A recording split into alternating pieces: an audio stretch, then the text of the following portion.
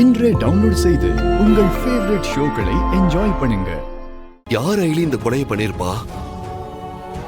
அந்த வர்மாவா தான் இருக்குமா? கண்டிப்பா அவன் தான் பண்ணிருக்கணும். என்ன நடந்திருக்கும்?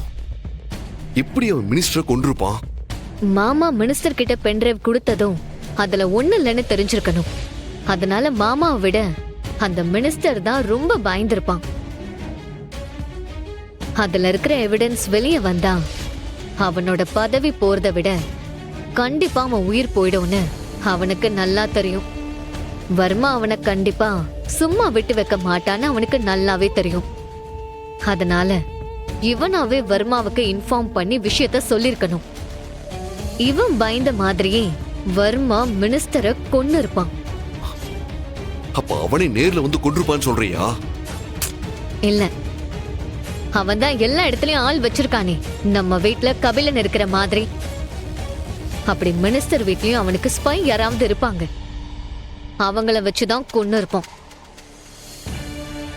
அதனாலதான் தெளிவா அந்த கொலைப்பழி மாமா மேல வர மாதிரி செட் பண்ணிருக்கான்.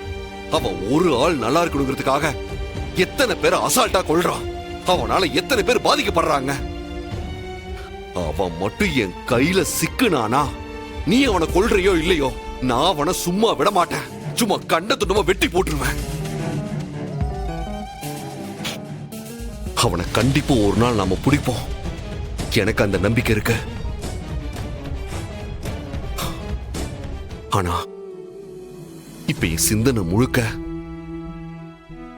என் அப்பாவை எப்படி வெளியே கொண்டு வரதுன்னு தான் ஓடிக்கிட்டு இருக்கு. நானும் அதை பத்தி தான் யோசிச்சுட்டு இருக்கேன். ஆனா இதை எங்க இருந்து ஆரம்பிக்கிறதுன்னு தான் தெரியல. நம்ம எது பண்ணினாலும் சீக்கிரமா பண்ணணும். ஏன்னா அவர் இல்லாம சித்தியா இருக்கட்டும், அக்காவா இருக்கட்டும், ஏன் அந்த கபிலன் கூட ஏதோ தனியா இருக்கிற மாதிரி தான் ஃபீல் பண்ணுவாங்க. நீங்க நான் இத்தனை வருஷமா தனியா தானே இருக்கேன். அதனால எனக்கு ஒண்ணு இது புதுசு இல்லையே. இங்க பாரு, அவரு என்ன எப்படி வேணாலும் நினைச்சுக்கலாம். ஆனா அவருதான் என் அப்பா. அதுதானே உண்மை. இப்ப அவருக்கு ஒரு பிரச்சனை வந்திருக்கு.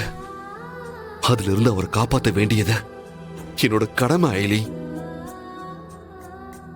எப்படியாச்சும் அவர் மேல எந்த தப்பு இல்லைன்னு நிரூபிச்சு இந்த கேஸ்ல இருந்து அவர் நான் வெளியே கொண்டு வருவேன். சிவா, அது கண்டிப்பா நடக்கதான் போகுது. மாமாக்கு எதுவும் ஆகாது. அப்படி எதுவும் ஆகவும் விடக்கூடாது. அதோட அவருக்கும் உங்க மேல பாசம் இல்லாமலாம் இல்ல. அதனாலதான் நீங்க அன்னைக்கு அந்த பாம்பை தூக்கி போட்டு வெடிச்சதும் நானும் அண்ணியும் எவ்வளவு பயந்தமோ அதை விட அதிகமா மாமா பயந்தாரு.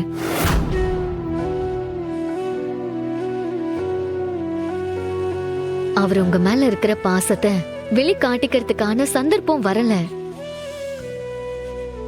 கண்டிப்பா அதுவும் ஒரு நாள் நடக்கதான் போகுது.